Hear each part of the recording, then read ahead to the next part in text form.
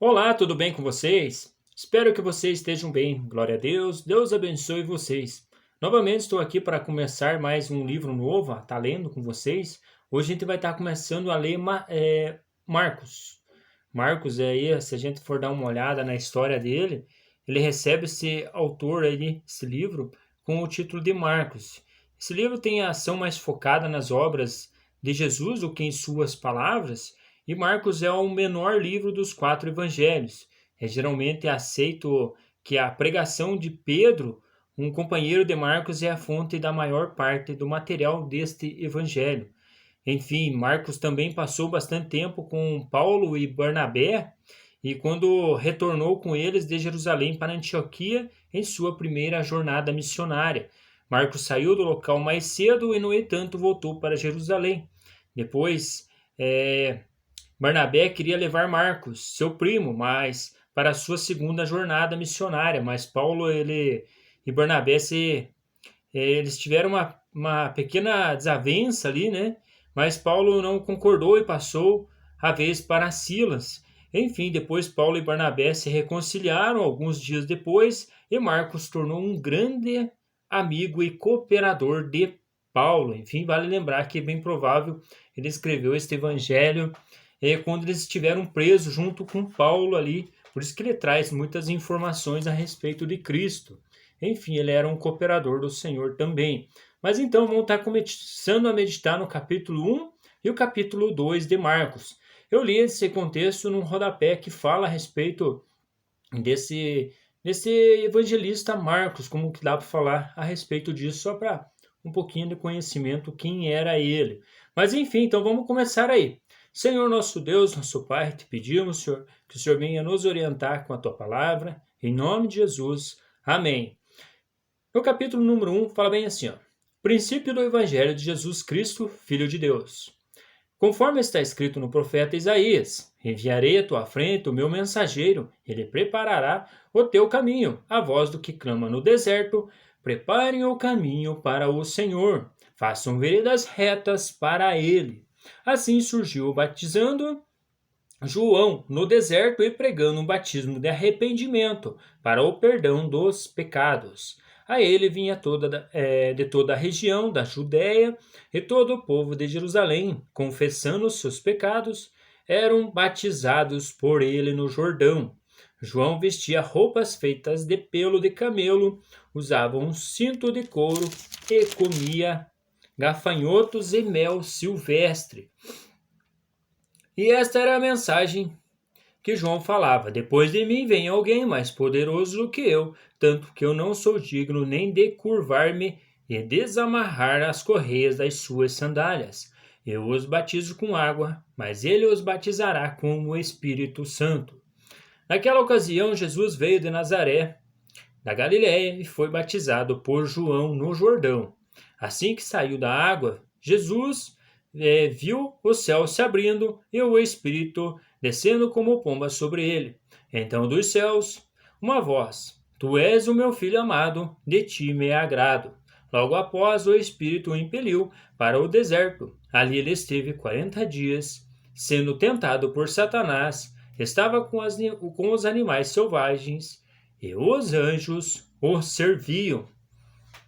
Depois que João foi preso, Jesus foi para a Galiléia, proclamando as boas novas de Deus. O tempo é chegado, dizia ele, o reino de Deus está próximo. Arrependam-se e creiam nas boas novas. Andando à beira do mar da Galiléia, Jesus viu Simão e seu irmão André lançando redes ao mar, pois eram pescadores. E disse a Jesus: Sigam-me e eu farei pescadores de homens. No mesmo instante, eles deixaram as suas redes e o seguiram. Indo um pouco mais adiante, viu num barco Tiago, filho de Zebedeu, e João, seu irmão, preparando as suas redes. Logo os chamou e eles seguiram, deixando seu pai Zebedeu com os seus empregados no barco.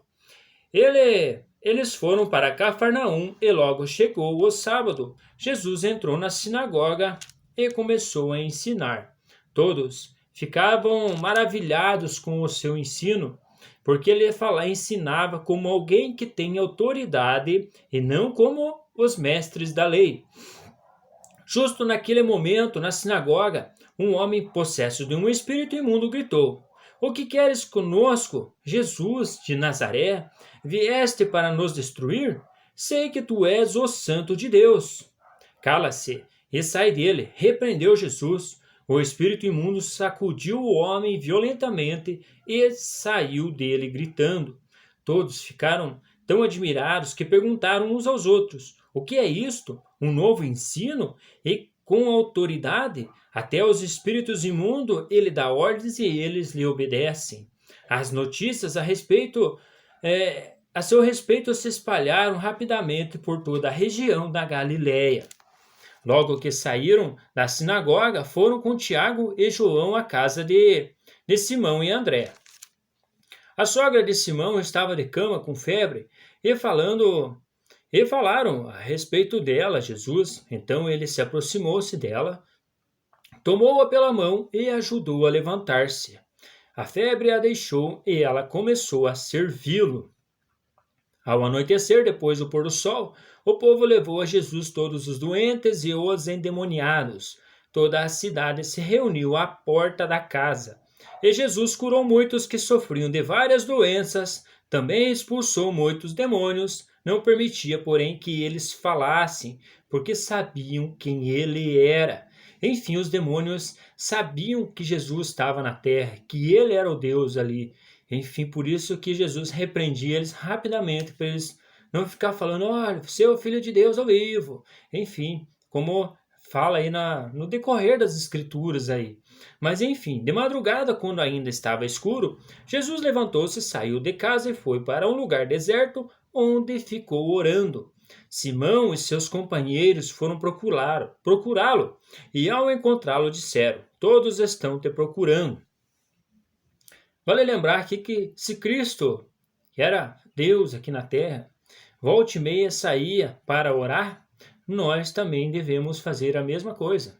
De vez em quando aí sair para um lugar aí e clamar ao Senhor em oração para Ele, como o nosso Senhor aqui nos orientou. Esses ensinamentos que Ele fala de oração, o que Ele fez é para nós também, tá? Fazendo também. Jesus respondeu: Vamos para outro lugar, para os povoados vizinhos, para que também lá eu pregue. Foi para isso que eu vim. Então ele percorreu toda a Galiléia, pregando nas sinagogas e expulsando os demônios. Um leproso aproximou-se dele e suplicou-lhe de joelhos: Se quiseres, pode purificar-me? Cheio de compaixão, Jesus estendeu a mão, tocou nele e disse: Quero, seja purificado.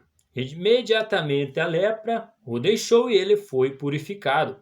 Em seguida, Jesus o despediu como uma severa advertência: Olhe, não conte isso a ninguém, mas vá mostrar-se ao sacerdote e ofereça pela sua purificação os sacrifícios que Moisés ordenou para que sirva de testemunho.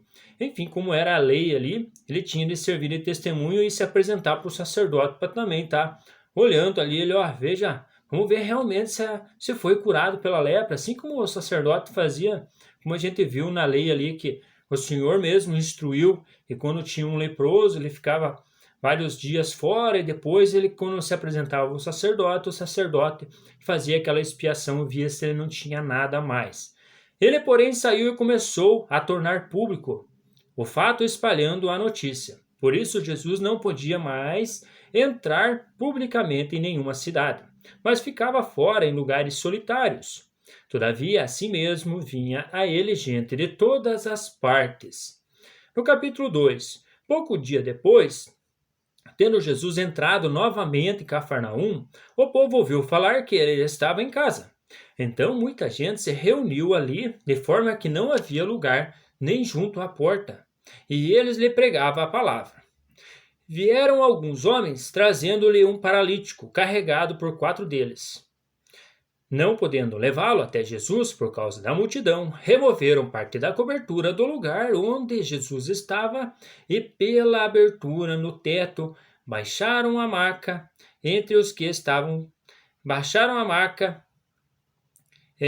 em que estava deitado o paralítico.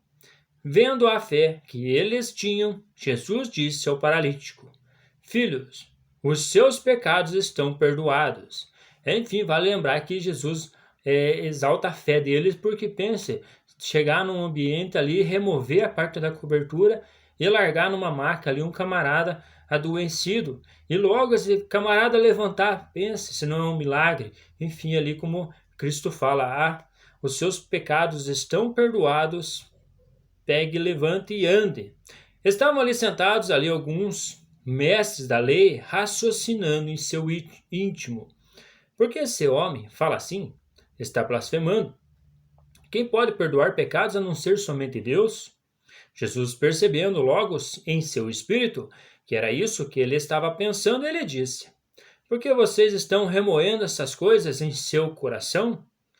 Que é mais fácil dizer ao paralítico: Os seus pecados estão perdoados, ou levante-se, pegue a sua maca e ande?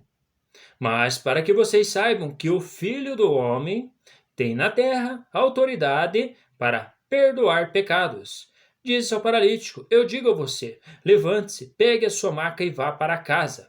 E ele se levantou, pegou a maca e saiu à vista de todos, que atônitos glorificaram a Deus, dizendo: Nunca vimos nada igual.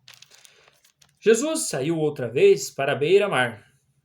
Uma grande multidão aproximou-se e ele começou a ensiná-los. Passando por ali, viu Levi, filho de Alfeu, sentado na coletoria, e disse-lhe: Siga-me. Levi levantou-se e o seguiu.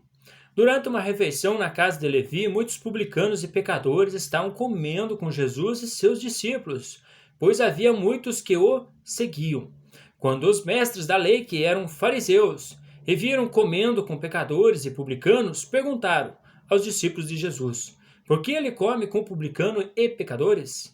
Ouvindo isso, Jesus lhe disse: Não são os que têm saúde que precisam de médico, mas sim os doentes. Eu não vim para chamar justos, mas pecadores. Enfim, aqui Jesus ele fala que quem necessita de Jesus são pecadores. E como a gente vai ver numa das cartas de João vai retratar bem assim: aquele que diz que não tem nenhum pecado faz de Deus um mentiroso. Por isso que hoje todos nós necessitamos desse Jesus Cristo aí. Mas enfim, os discípulos de João e os fariseus estavam jejuando. Algumas pessoas vieram a Jesus e lhe perguntaram: Por que os discípulos de João e os dos fariseus jejuam, mas os teus não?